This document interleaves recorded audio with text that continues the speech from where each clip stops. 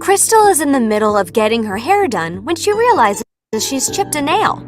Crystal is annoyed because these days it's difficult to give herself a manicure. Well, Dawn heard Crystal loud and clear. And it just so happens Dawn is a trained nail professional. So after the hair service, Dawn leads Crystal right over to the other side of the salon. By doing this, Dawn has gained himself a client for life and increased his revenue in the process. The reason is twofold. A good manicure not only provides a great style for hands and nails, but clients also enjoy the pampering and relaxation they get from it. Therefore, a manicure can end up being one of the most popular services you offer. That's why it's important to know that there are legal scope of practice regulations in each state for what you can and can't perform when it comes to manicures. Okay, that won't happen, but you could lose your license if you violate the regulations. There are a lot of different aspects to giving a manicure, and knowing the proper order to proceed, how to use each product, and the ingredients involved will allow you to offer any number of popular services, ensuring that whenever your clients need a cosmetologist, you're at the front of their minds.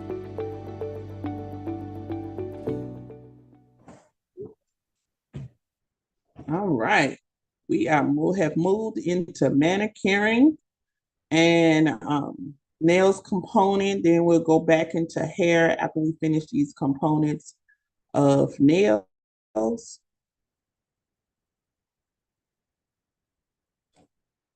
I have a PowerPoint. We're going to do an intro today, but I do have a PowerPoint of nails, intro to nails, that I'm also going to send in the email today once class is over. So extra study for this weekend, just study.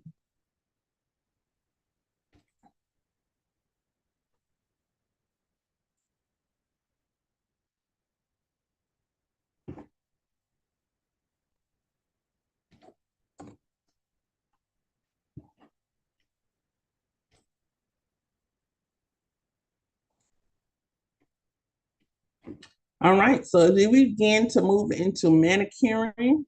We all know nails is a huge component of cosmetology, well, not just hair, not just skin. But as you look at the lesson objectives, you have about 14 lesson objectives, okay? Well, more, you got about 15 lesson objectives. So these are things that we're gonna go over that includes mainly, yes, it's gonna be particular into technique, but a theory component what we must review is, number one, always, why manicuring is important to a cosmetologist, okay? But on top of that, we're going to learn the equipment to manicuring, the equipment to perform nail services. We're going to learn about the implements, okay? The implements are our tools, okay, that we use. And we're going to learn the big difference between single use and multi-use, okay? Single use and multi-use. Just like with makeup, single use, multi-use, and with facials, there are single use and multi-use. Let's do some examples. Single use are, of course, items you only use one time and throw away. You did not repeatedly use these items. Multi-use are items that you would normally wash with soap and water, put in a disinfectant tray, follow the whole protocol for infection control. And from there, let me go here. From there, really begin to store and perform another service. So you probably have one or two sets of fresh implements. So you can use one, clean one, use one, clean one. And when it comes to those particular implements that you're going to wash and clean, they are considered multi-use. And then the items that are disposable are considered single use. It has been a major focus since the pandemic. Okay, so a lot of state boards are itching to just make sure there's a definite understanding of infection control so you can control it in the salon. Okay, that's all it is, control it in the salon. That you're not causing harm to the client, and that the clients are not causing harm to us, okay? Because the salon could be one place and then everything could move outside of that place. So we want to make sure we have infection control within the industry that we work, okay? Put that on highlight as well. Also, we'll look at the different types of materials, professional products, some of the professional brands. I particularly love, I wear one polish on my nails. I just started getting a glitter. I'm probably going to try some abstract design next time. But I wear one particular polish, and that is OPI Bubble Bath. In the gel, OPI bubble bath, gel shellac. And that's what I wear. I'm kind of routine on it. So I've been wearing it for about 5 years. Yeah, about 5 years I've been wearing it. So ain't no need to change now, you know. And I've been wearing white on my toes for about 5 years. I'm like, hey, everywhere I go, no matter where salon I go to, you're always gonna have a pink, you're always gonna have a white. And I'm, moved into my softer era for the nails, the minimum at least. And so that's what I had. So that's OPI. I do like CND. I love CND products. And actually, if you follow industry wise, one of the founders of CND passed away last month. I won't say this month. Yeah, one of the founders of CND. And CND was one of the first companies to really bring professional gel and shellac to the industry. They were one of those companies. And they were brother and sister created. And I think she lost her brother. The young lady who was the front of it, the brother, of course, the business aspect, he passed away. So that is something within itself. There are other companies that I like, and most of the time I've discovered these again at trade shows. I discovered them at trade shows. And so I don't want you to think everybody who tries to open up a nail shop or have been to beauty school, they come out and want to get these very expensive OPI kits. And I tell them, I said, polish. You really have to think about where it comes from, what's the body of it, what do you want your audience, what do you want your market to offer, and purchase from there. Economy is kind of up and down at times, but the beauty industry has been steady and growing. But we're not doing 10, 20 years ago. What we used to do is come out by $10,000 worth of polish, $10,000 worth of products, as we know, and that stuff just sit on the shelf. All right. And so if you're gonna do some nails, or your clients who are majority, even some men, they wear polish or different types of polish. Polish would definitely be a retail item, even if I didn't offer nails, but that is something in the beauty realm that my clients they use. So you look at your average client, whether it's male or female. If I look at my average client and say, hey, it's a lock male client, I'm gonna sell, of course, everything that I sell to the ladies, I'm gonna sell to the guys when it comes to hair. But I'm also gonna cater to their skin. Okay, I'm gonna cater to their skin. I'm gonna cater to their beard. I'm gonna cater to the full body. So I'm gonna offer lotions and things and creams and things of that nature. I'm gonna cater to their feet. I'm gonna cater to little buffing sets. If it may not be polished or it may be clear, I'm gonna cater to little buffing sets or cuticle oils. So it may just be a line of oils or something, but I'm gonna cater to that a predominant client that I have, because not only, and you're not winning if you are just getting one stream of payment from the client. Don't tell the clients I said this, but you're not winning the stylist. We're not winning if we're only in the salon and getting one form of income from that area. We need to also get paid for the service, but also get paid for the consultation referrals. All right. So that means Zoom consultations. That means someone comes in and want a lot client. They have all these questions. They want to sit and talk to you for a while. Charge for those consultations. That's another string. That's two. And then also your retail is three. And if you want to customize a retail, that is a separate service that is going to cost more than what they would have paid because they're getting this customized, handmade by you. Okay, customized, handmade by you. And sometimes the bottles will be unlabeled, but I can sit there and mix it together. People will pay for just having that exclusivity. Okay, she made this just for me. It's only mine, one of a kind, you know? And so that's just a couple of ideas. And of course, if you own it, honestly, booth renters, if you're renting the booth, you're structured yourself at a certain income, so you're really not winning. Okay, um, if you own it, and then also if you commission, help sell somebody else's product, that's a commission as well. So as long as whoever's in the salon, I'm gonna sell mine as a primary, and then I'm gonna help everybody else. So as long as it's understood, I get 5%, I get 10%. If I sell this, how much do I get? Okay, so we're just building our income because what happens, the additional streams of income should pay for the products and supplies.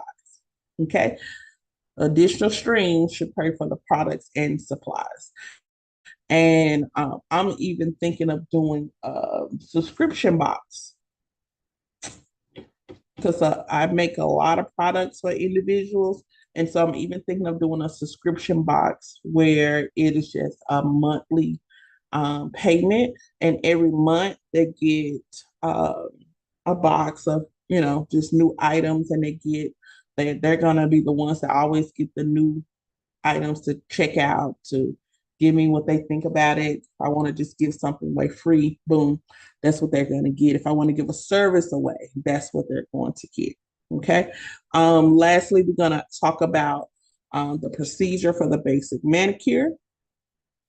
And we'll start at basic manicure, and then we'll go up from manicure to massage. We'll talk about some treatment with the paraffin wax. We'll also talk about working with individuals that have disabilities, and then nail art. Okay. There's another chapter for acrylics and pedicures and things of that nature. But we're gonna jump in when it comes to why I study manicuring. So I'm excited about that. And I think we haven't. Has been a new area for everybody. It hasn't been the night class. I think a while ago had went over nails. So this is and then we just graduated two out of our nail class. So I'm super excited about that. All right. Hold on give me one moment.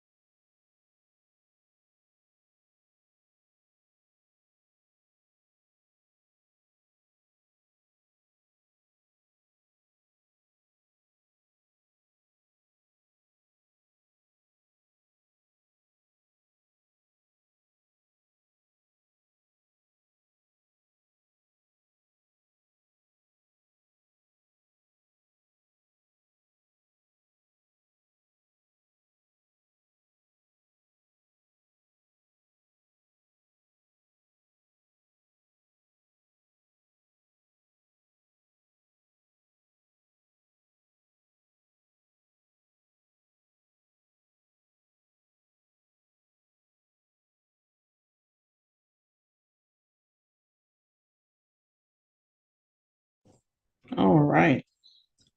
Here we go. We are why study manicuring? Again, we're going to go into yellow, 853, 854. We're going to look at the terms. Make sure you're checking out your flashcards as well.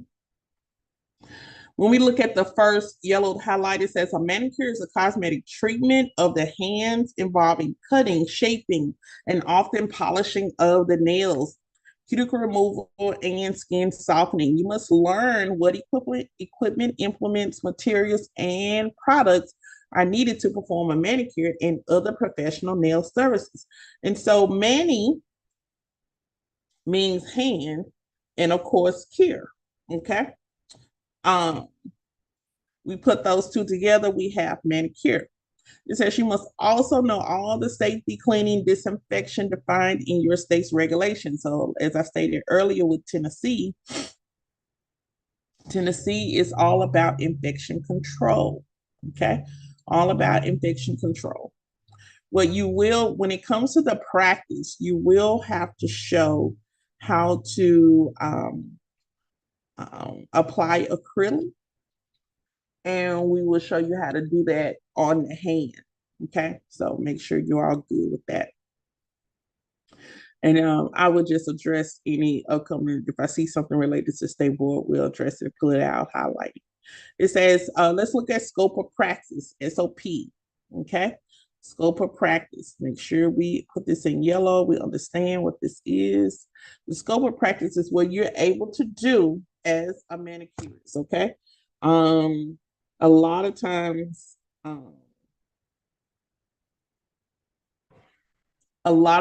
what we look at when it comes to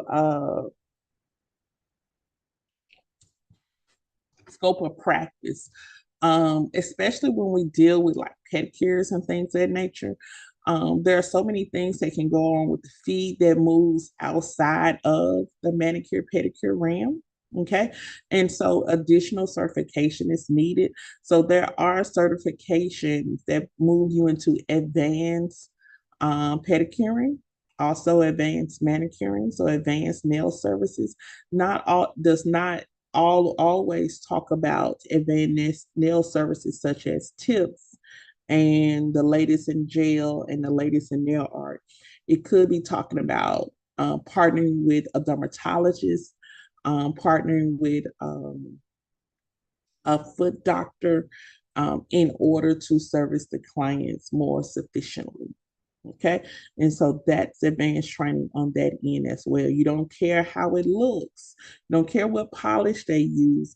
What you care about is the reason or the cause or how to, and we're not doctors, we work with them though, how to prevent, how to help heal something that's going on with the foot, with the feet, LOL, or the hand. So those are two particular things we want to look at.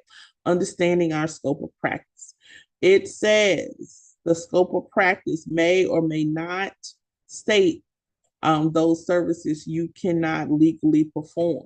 So it's not going to tell you what you cannot do, but you got to look and see what range does it falls in.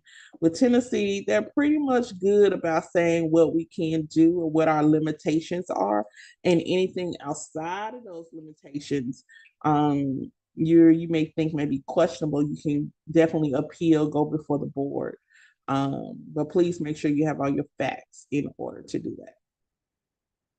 It says cosmetologists should have a thorough understanding of manicuring. As we always know, it's always going to be a test question as well. And so we'll highlight this in yellow. Manicurists should have a thorough understanding of manicuring, simply because, and we talk about cosmetologists, many clients request manicure services. They don't want to go sometimes, they can't make it to nail shops. They want to know if they could do it. It's an additional revenue stream. It definitely is. Other than hair, you can do nails.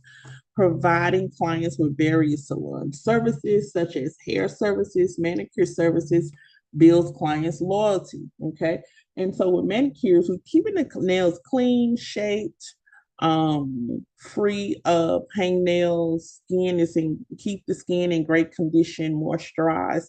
That's one of the easiest services you could do outside of just doing hair. One of the easiest add-ons you could do, because everybody would probably love hand and nail care. Okay. So of course some clients cannot due to health constraints. There's some things that does not allow them to do nails. Be prepared to refer them to a professional. So collaboration is going to be a good key. Other professionals that are advanced that can operate in certain areas that you cannot, and also physicians who they can go to be diagnosed and treated for certain nail and skin disorders and diseases. Okay, here's one thing we talk about. Um, there are nail conditions, there are nail disorders, and there are nail diseases. Certain ones you can hold on one moment. I'm having to constantly talk to the nursing home. Hold on.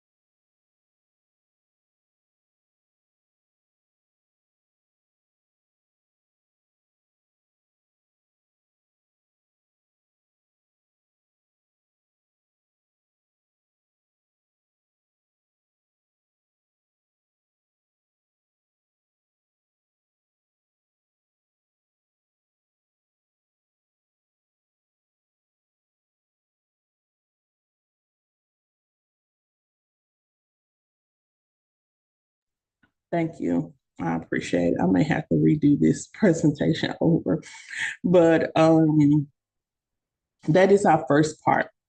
Hopefully I don't get any more calls while we're on. We can move through. But yeah, we have our check-in questions. So explain at least 3 benefits of learning manicuring. Here we are here. And define the scope of practice. The scope of practice for any industry. And we learned that if you're a natural hairstylist, there's a scope of practice. And mainly people know the scope of practice, but what they cannot do. So mainly the scope of practice is what you cannot do and everything else you're able to do.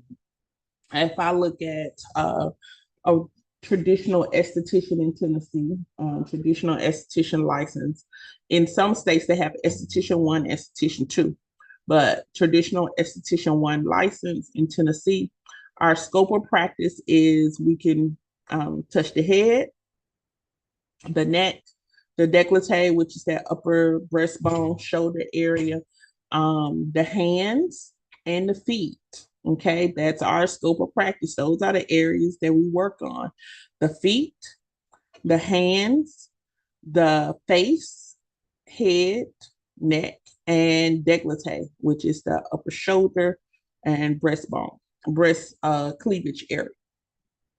That's our area scope of practice as far as the areas. The next thing would be you see many individuals doing micro needling.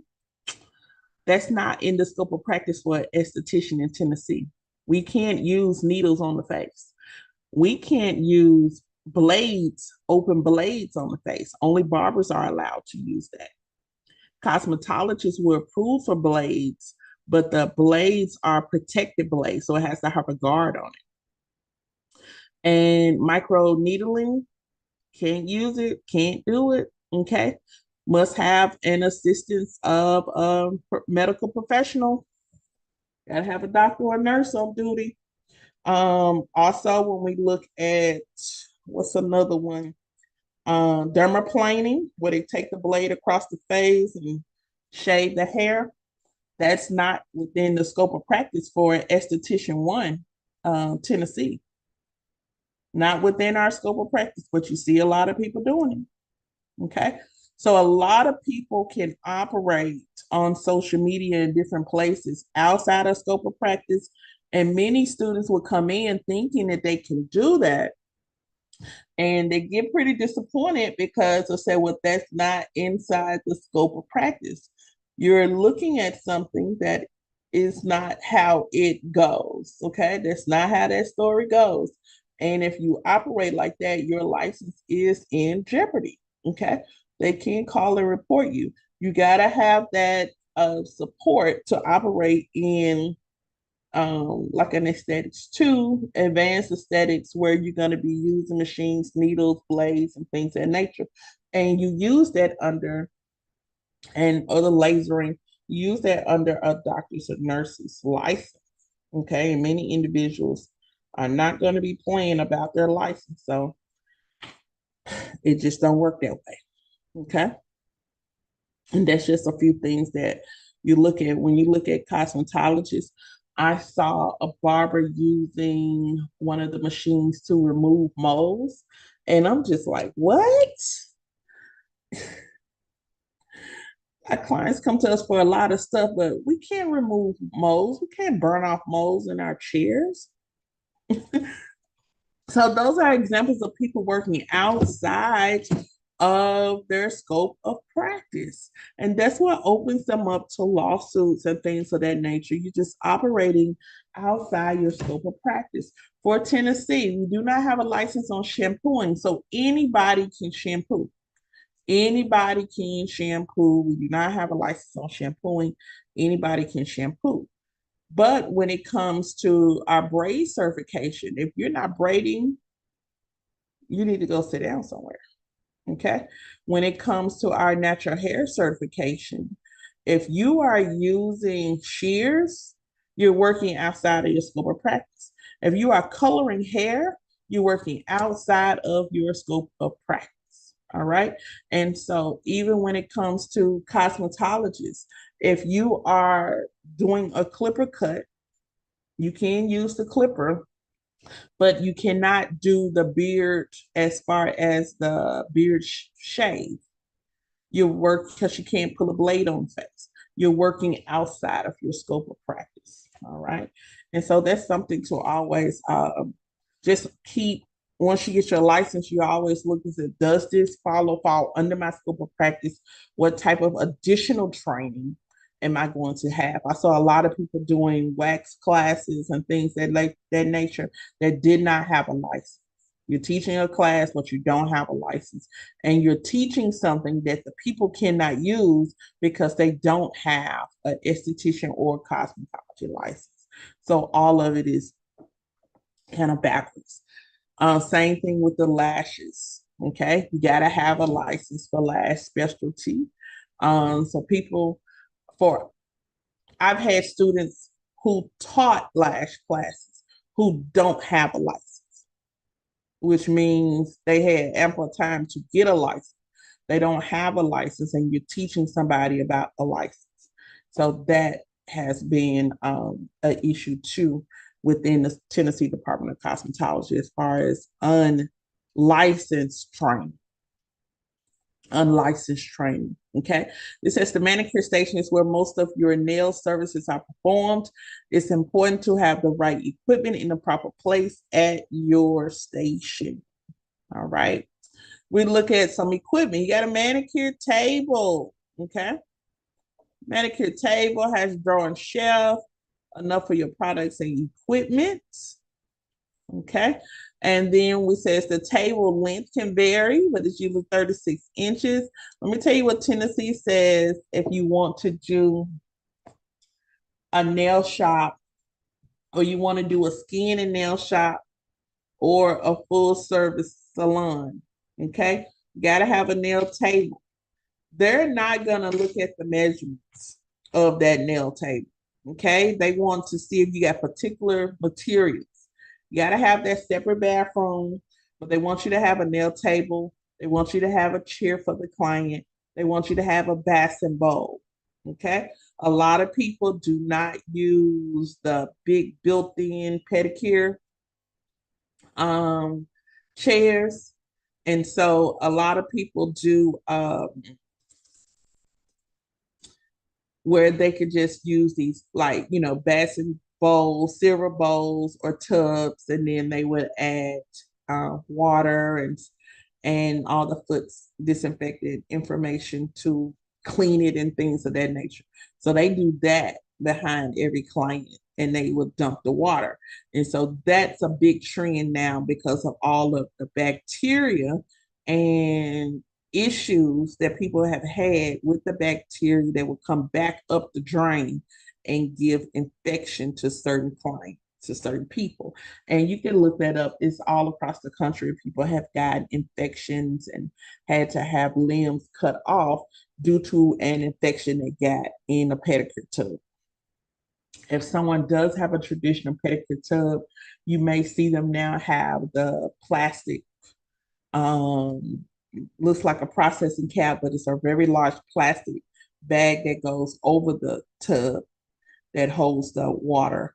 And so your feet are not touching or anywhere near the drain. So I do like that. Other than that, I would like to have just someone to fill with water and then to pour out. But the table, very minimum requirements. Of course, the table surface must be cleaned and disinfected between clients. Okay. It needs to be made of a hard surface. You do not want a table that can hold on to dirt and bacteria. The client arm cushion, you can create this with towels, but also most traditional manicure tables will come with an arm cushion. You can use a terry towel and roll it up as well, and it becomes a nice cushion for the wrist. Why do we need the cushion there? Because your wrist has 8 irregular bones, okay? 8 bones in the wrist, 8 bones in the wrist, but irregular bones. bones, which means they're different shapes and they scrub up against each other because it's minimum cushion in between those bones. And so having the way your hand will be moved while you're getting your nail service could cause a discomfort in that wrist. So we put our armrest there, we build our armrest, soft cushion, and so the wrist is able to rest. Okay. And people need their hands for a lot of different things. So I'm psyched to have it rest. And I would probably have a logo towel or something right there for marketing. Our adjustable lamp, so you can really see. You want to go into real detail. Sometimes the lamp is a part of the acrylic drying component. Fluorescent bulbs, which means lighter bulbs, so you can really see detail, find out what's going on. Incandescent bulbs, higher temperatures, increase curing. All right, so you got fluorescent bulbs and incandescent. Incandescent ones, once they put the acrylic on there, they may take your hand, put it up to the light. So as they're working, one hand is drying while the other one is working, and they'll go back and forth. All right, they may do that with polish as well. We're still on equipment. And so now we're looking at one of the things for cosmetologists and manicurists, our chair. Okay. And we always look for ergonomics, comfort, durability, stain resistance, cleaning ease. Okay. It says the ideal chair has wheels that are maneuver. You want to be able to twist, move around, adjust your back, and hydraulics. All right. You want to go around with ease. You want to go around with ease. That chair, when I talk about ergonomics is the comfortable way for you. You have shears that are built ergonomic, which means it like your hands fit right in them. Okay. And they reduce stress on your bones, on your muscles. So anything that you're buying that's ergonomic, you're purchasing this so it can reduce stress on your body. Okay. So as you're working as a cosmetologist, my shoes may be ergonomic. My socks may be ergonomic. The mat that I'm standing on to do services is ergonomic. My chair, my hydraulic chair, I turn people around is ergonomic. Okay. How tall my shampoo bowl is based on ergonomics. If I have a big rump and I go and I need a chair, I'm going to make sure the chair is going to be able to handle my rump. That's ergonomic. Okay. So you want to have comfort, durability. You don't want to keep buying something cheap and it does not last. So you're going to spend some money on it. Stain resistant. You want to have the best quality. Okay. And also cleaning ease. I want all of this and easy to clean. Okay. Select the client's chair with no or low arms on the side. You want to be able to squeeze in them and you don't want to be able to squeeze out. You want the chair to have a supportive back, and it should not have the client's chair should not have wheels. You want the clients to be locked in. Okay. It says wheelchairs are unstable and can cause falling accidents. So your client's moving around, you don't want to have accidents that you're responsible for inside your business.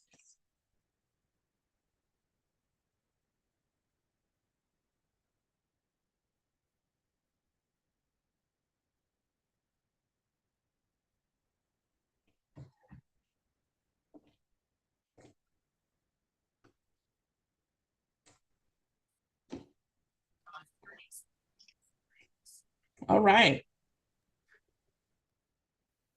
Moving on to the finger bowls, and we normally call these finger bath bowls. Traditionally, they were shaped like a little palm of the hand, and you have to stick your hands in there. Now, they use bowls, put marbles in them, flowers in them. Some people even put fruit slices. I just love the aesthetic of it. When they add the fruit slices to the bowls, it just looks so pretty. And everything is about content, picture perfect content as well. It says a finger bowl is used for soaking a client's fingers in warm water to soften the skin and cuticle. So it's one of those very important steps of a manicure. We want to soften the skin, prepare the skin for cleaning. All right. So we're preparing the nails for cleaning. These bowls can be plastic, metal, glass, or ceramic.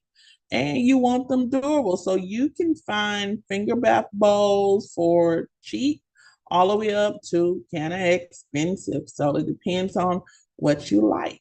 Finger bowls. Your disinfectant trays. Okay, for manicurists, these are going to be very important because you're either going to have, I don't know if you've seen the large disinfectant jars. Sometimes they're called Barbicide jars. That's the brand name though, but these are disinfectant jars. And they're tall because they fit combs and brushes and things of that nature. But we should use the smaller ones as well, like the half size, so it can fit your tweezers, it can fit your nail pushers, your nail brush, things of that nature.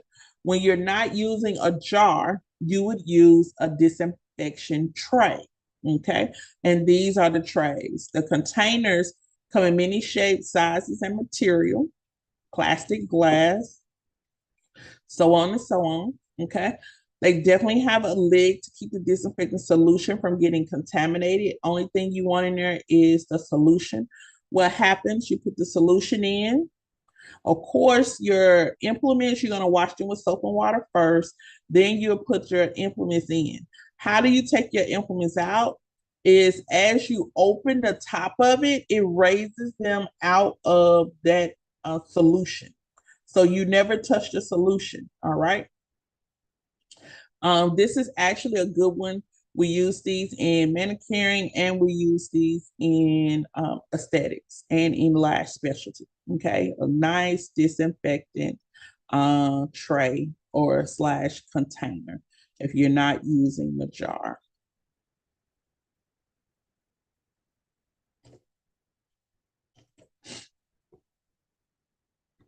Okay, here's a tip. Never place used materials in the drawer. We have a whole layout of what we should do with our implements and materials. Never place used materials in the drawer. Only completely cleaned and disinfected implements stored in a sealed container. Nothing should be sitting in a drawer. Even clippers, combs, nothing should be in a drawer by itself. Everything has a place or a container. So once you're done cleaning your items, well, first we soap and water and we brush. Once we soap and water and brush the surfaces of whatever we can, all the crevices, then you put it in your disinfectant tray. Okay. Once it finishes the time in the tray, you raise it up, you rinse with water. All right. Once you rinse with water, you're going to dry it off and you're going to put it in your sterilizer, your cabinet. Once it sits in the cabinet for a set amount of time, a few minutes, then you're going to take it out. You're either going to put it in a Ziploc bag and label it clean, sanitize, and put the date on there. Or you're going to put it in a plastic container, like a shoebox. I normally will have a paper towel on the bottom as a lining for the shoebox, and make sure the tool is dry that I'm putting in. And even if it was in a bag, I'll probably still put it in there because you're following the infection control precautions, okay? And following infection control precautions. We are not cleaning our items and just throwing them in a drawer, okay? They're dirty again. They are absolutely dirty again. So we want to make sure we keep that clean. It says properly scrub implements with warm water, liquid soap, scrub brush, then rinse and pat dry before placing in disinfectant container. I just said that, and I'm putting this in yellow, and I'm saying, look, right here where it says 857, make a note. Please make a note. This is called your protocol, okay? protocol. It is the easiest way for you to understand what you do next when it comes to cleaning these implements. This right here, this whole thing needs to be on an index card. Everything they just said. Properly scrub implements with warm water, liquid soap, scrub brush, and then rinse and pat dry before placing in disinfectant container. You're going to put it in a disinfectant container. Follow the manufacturer's directions as far as whatever solution you are using. It gives you directions how long to keep those tools soaking in that solution. Once that timer is up, then you're going to pull it out. Okay, remove the implements from the container, rinse, and air or towel dry. Air dry, when you see it, it'll be padded. It'll be sitting on the towel, just air drying, or they'll use a towel dry.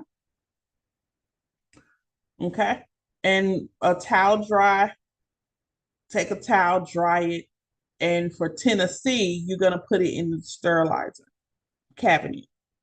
Once you pull it out the sterilizer cabinet, then you're gonna seal it away, either in plastic bag or your container, your shoebox, your clear shoebox container. Everything has to be labeled also. It says disinfectant should never come in contact with skin.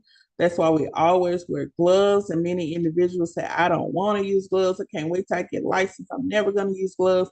You're going to use gloves. The state says you have to use gloves. Okay. So disinfectants should never come in contact with skin, and we should never be handling disinfectants with gloves on, then going back and handling our clients with the same gloves on. Anytime that we're handling disinfectants, please note, state of Tennessee, anytime I'm handling Fall 9, Comet, Fabuloso, bleach, anytime I'm handling a disinfectant, I cannot go back and handle the client, okay, with the same gloves on. I see people all the time who fix food and they touching on all kind of other stuff with the same gloves on. We cannot do that either. So every time, please just start now. Every time I'm dealing with a trash can, every time I am dealing with a disinfectant, let me change the gloves. Let me change gloves. You're gonna hand sanitize. And this is important how I'm telling you do this. You're gonna remove those gloves. You're gonna put hand sanitizer in your hand. You're gonna put a fresh pair of gloves on. You may say, Ms. Cox, what does that matter? Remember, Tennessee is all about infection control and protocol. Okay. Here's another thing with Tennessee. You're not being graded as important wise. You're being graded as a yes or no. Okay. So you need to learn how to follow protocol and procedure, because what happens, you're graded yes, yes, Dave, yes, no, yes, no, yes, no, yes, no. Okay. So if your practical is up here, it says properly scrub implements with warm water, liquid soap, and scrub brush. If you're just doing it with your hands, then use a scrub brush, and all of that was together, you missed it. You didn't. That wasn't a yes. That was a no, because you didn't use the scrub brush. Okay. Rinse and pat dry. If you just rinsed and set it over there, you also missed another point. You could possibly fail this section by not following directions, wanting to take shortcuts. So I tell people all the time, I know you want to take shortcuts. I know there's an easier way, but to secure your license for the rest of your life, it starts here. Follow the protocol. Okay. Follow the protocol, because in Tennessee, again, it's either yes or it's no. It's either yes or no. Okay. Yes or no.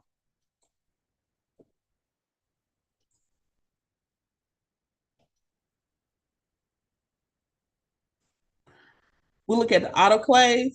All right. When I talked about disinfectant cabinets and things of that nature, Make sure we highlight. We're going to really look into different types of autoclave and dry sterilizer cabinets on this weekend. Okay. So please, what I want you to do is, we're not going to get the whole chapter done, but this is just an intro. Let's go over the autoclave because I think the autoclave gets overlooked sometimes. But I do want you to go in and study, do a little research on autoclaves and also dry sterilizers. Okay, the autoclave is for sterilization. There are 3 levels of disinfection. They've included cleaning as well, but there's cleaning, sanitation.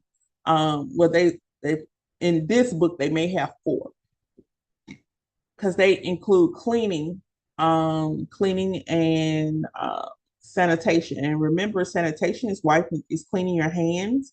You cannot sanitize a surface. So all that time through beauty school, they used to call sanitation, tell us to clean up and wipe down. It was really sanitation to wash our hands, okay? But I've even had to have corrected language myself when PSI, because PSI is going to look at sanitation another way. So they said, do not teach your students sanitation is to clean surfaces. Sanitation is for hands. And so everybody in Tennessee, all the teachers are having to pull it back and mention sanitation as in cleaning our hands. It's for cleaning the hands, sanitizing solution, sanitation, cleaning the hands, okay? When you're talking about surfaces, you're talking about disinfection, all right? So we have to perform a disinfection in the schools and salons, all right? So the last one be sterilization. We don't really have sterilization in salons. The sterilization includes boiling water up to a temperature of 212 degrees Fahrenheit, and that's just boiling point. And then you sticking your metal tools in to kill the bacteria and the birth of the bacteria, which is the spores. Okay, kills the bacteria and the birth of the bacteria, which is the spores. You cannot kill the spores. You cannot kill the spores by themselves. Okay, you in regular sanitation, no soap and water is going to kill how germs are constantly created. Okay, and then when you look at disinfection, that's not strong enough to kill either. So you're going to have to go for where the root of where this bacteria is coming from is spores, and it only can be diminished through sterilization. All right. So sterilization is the highest form of infection control, the highest form of infection control. How does that help us in the salon since we don't have stoves and boiling waters, but now they have autoclaves. All right. So this figure 28.8, 20/8, where you would clean your items like you're supposed to, dry them off, and you would stick your items in here, close it up, put it on what the timer is. And when it's done, it will, of course, go off. You will slide the little cage out, and then with gloves on, you'll pick those items up and store them. All right. And so using an autoclave remains the best way to sterilize implements. You would not use single-use items. So cotton balls, gauze, things of that nature does not go in here. That goes in the trash. Plastic metal pushers, nothing plastic goes in here. That goes in the trash, okay? But metal implements, metal implements, okay? Metal implements, that's what I'm gonna say. Anything that's metal, my nippers, my clippers, my blades, my attachments to my clippers, anything metal is going to go in here. Make sure you check with your state as far as law. Our state does require us to have something in the autoclave family to open up, and especially if you're a nail shop, required. Gauze and cotton white containers. So these containers,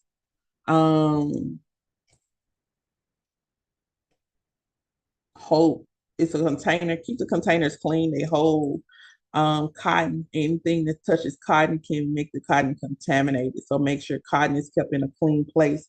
Here's another thing, cotton cannot lay in, I see this all the time with estheticians. Cotton cannot, you're trying to hold on to the cotton because you pulled out too much. It's going to be a loss. Cotton is contaminated if it is not inside of a plastic container labeled by itself or in one of the plastic shoe boxes labeled by itself. Okay. You cannot have just random pieces of cotton and say, I'm going to use it later, and you just got it fold up in the roller box. That's not going to work. You got to throw that cotton away because no telling how many forms of germs and bacteria is on that cotton. Trash containers. For Tennessee, what does Tennessee says about trash containers? The trash containers must be labeled and clean. Okay. I prefer foot operated. All right. Labeled and clean. It is the salon owner's responsibility to comply with the state. So you have a salon, but it's booth rental. Each station has their trash container. Many booth rental individuals would say that's the responsibility of the salon. No, if you want to stay here, you have to make sure your station and the trash container stays clean. Okay, stays clean. Because when they come in there and do a citation, the fine is going to go to the owner, and the fine is now going to the person in the station. It used to be all on the owner. So really it's three people that's going to get fined: the owner, the manager, and the person where the issues were. Okay. And right now, state of Tennessee is giving out $1,000 fines. So yeah. Okay. Let's stay on the right road. Ventilation systems. Now, definitely we do reference OSHA, Occupational Safety and Health Administration. You've seen OSHA before when we talked about sanitation. But we're going to be dealing with nails, we're going to be dealing with acrylics, same thing with lash, dealing with adhesives. You gotta have some circulation of some fresh air. Okay.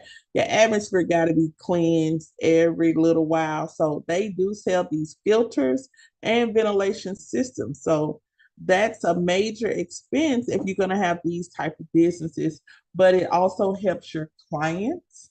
Okay. They love coming to you because they know that you're going to provide a healthy place for them to breathe. Your stylists as well don't have to pay for it on their own. And so some people just open up the front door, the back door. They'll open up the front door, the back door. But also you have individuals that can buy ventilation systems for as low as $100, $150. And you do one per room. Okay. That should work. That should absolutely work. Fans are good, but it circulates air, but it can pull in and out. Okay. So it's okay, but it's not like the preferred for a large nail shop. It's gonna have more than one person that's working. And even with a fan, the fan may pull up, it just circulates it, it doesn't clean it. So you're looking for a system that when they say purify, you're looking for a system that does that as well. Because remember, carcinogens could be in nail products that cause cancer. So you have a lot of people opting for different services. So if you're going to use it, you got to have a means to an end.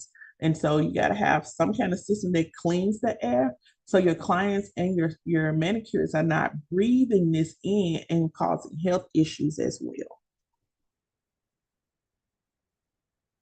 Now, I love going to, skin shows because like I told you, Valentino, well, this is a brand, I see the V, so that's why I said Valentino. This is a brand that I learned about at a show, a hair, skin, and nail show. And I think it was San Antonio, Dallas, but I see them everywhere. It's one of those great brands as well. They're really big on the gel side. They're really big on acrylic nail art, real long stiletto. That's a specialty for them. So they build LED systems and things like that. And so they also have these little vents that they sell to the nail techs. So at your station, your nail tech can have their own little ventilation system at their station. Okay. I really thought that was really cool of them to kind of also include like something portable, So if you work at a shop in and out, just bring your own stuff.